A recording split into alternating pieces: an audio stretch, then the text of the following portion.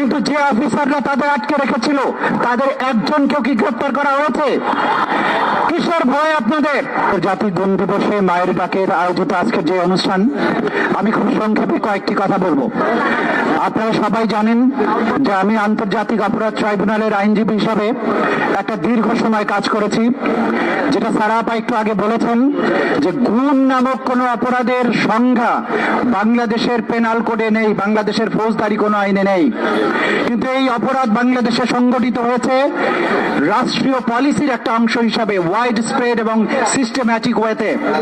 আপনারা জানেন যে ইন্টারন্যাশনাল ক্রাইমস ট্রাইব্যুনাল অ্যাক্ট বলে যে আইনটা আছে, সেই আইনটা হচ্ছে যে অপরাধগুলোর বিচার বাংলাদেশের আইনে সম্ভব নয়, সেই অপরাধগুলো বিচার করার জন্যই আন্তর্জাতিক অপরাধ ট্রাইব্যুনাল আইন 1974 প্রতিষ্ঠিত হয়েছে।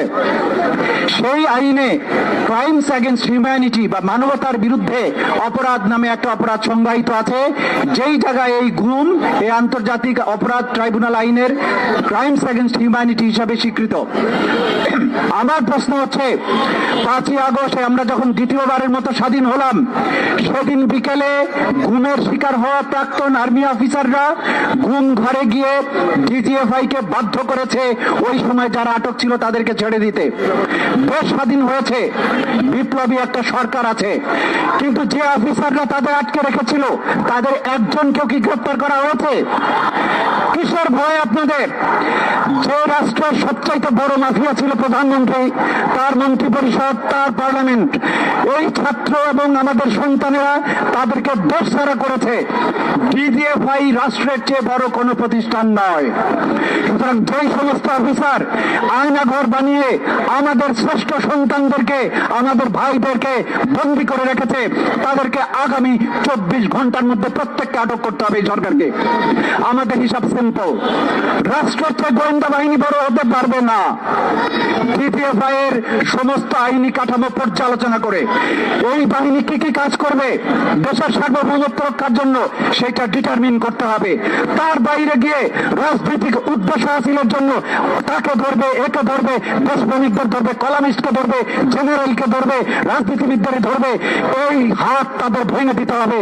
তাদেরকে ডেজিগনেট করতে হবে শুধু বাংলাদেশের স্বাধীনতা এবং নিরাপত্তা রক্ষা ছাড়া কোনো কর্মে তারা লিপ্ত হতে পারবে না। এটাই আজকের অনুষ্ঠান থেকে আমার স্পষ্ট দাবি। যে র্যাপিড অ্যাকশন ব্যাটালিয়ন মানবাধিকার লঙ্ঘন এবং গুমের ক্ষেত্রে চ্যাম্পিয়ন, তাকে ডিসব্যান্ড করতে হবে। এই র্যাবের কোনো প্রয়োজন নেই। কোন স্বাধীন দেশে এরকম এলিট বাহিনীর প্রয়োজন নেই। আমার পুলিশ বাহিনীকে এম্পাওয়ার করতে হবে এই কাজ করার জন্য, গুরুতর অপরাধের তদন্ত এবং অন্যান্য কাজ করার জন্য। আজকে সরকার ক্ষমতা আসার পরে সবাই বলছেন খুব আর্লি হয়ে যাবে, বেশি দাবি জানানো যাবে না। কিন্তু আমি বলতে চাই, এই গুমের আলামত যারা নষ্ট করবে, যারা এটা করেছে, তারা বহাল তবিয়তে আছে। যে আয়নাঘরের বর্ণনা general Azmi, barrister Arman, colonel Hashim এদের কাছ থেকে আমরা শুনেছি, সেই আলামত যদি এখনই জব্দ না করা হয়, এই কমিশন যেটা গঠন করা হয়েছে তাদের উচিত হবে 24 ঘন্টার মধ্যে গিয়ে সেই জায়গাগুলোকে সিজ করা, ক্রাইম সিন হিসাবে সেগুলোকে চিহ্নিত করা। আপনি যদি অপরাধীকে না ধরেন, আলামত উদ্ধার না করেন, বিচার করাটা একটা তামাশা হয়ে যাবে। আমরা যুগের পর যুগ আমাদের সন্তানদের জন্য মায়েরা কেঁদেছে, বোনেরা কেঁদেছে, ভাইয়েরা কেঁদেছে, মুক্ত হয়েছে দেশ। আমরা আর কাউকে ভয় পাই না। সেটা সেনাবাহিনীর যত বড় জেনারেল হোক, যত বড় গোয়েন্দা হোক, রাষ্ট্রের চেয়ে জনগণের চেয়ে কেউ বড় নয়, এটা মাথায় রাখতে হবে। কোন গোয়েন্দা সংস্থার বড় আমরা করছি না। আন্তর্জাতিক অপরাধ ট্রাইব্যুনালে তাদের বিচার করতে হবে। আমি সরকারের কাছে দাবি জানাচ্ছি, অবিলম্বে ট্রাইব্যুনাল পুনর্গঠন করেন, এটা শূন্যতা চলছে। তদন্ত সংস্থা নিয়োগ দেন, প্রসিকিউশন নিয়োগ দেন এবং আন্তর্জাতিক মানের নিরপেক্ষ বিচারক প্যানেল নিয়োগ দেন, যাতে বিদেশিরা, বাইরের লোকেরা, দেশের লোকেরা বলতে না পারে অন্যায় বিচার করে আমরা তাদেরকে সাজা দিয়েছি। আমরা সম্পূর্ণ ফেয়ার ট্রায়াল এনশিওর করতে চাই। আন্তর্জাতিক অপরাধ ট্রাইব্যুনাল আইনের সুনির্দিষ্ট সংশোধনী আমরা প্রস্তাব করেছি। সরকারকে বলবো, বেশি সময় নেওয়ার সময় নেই।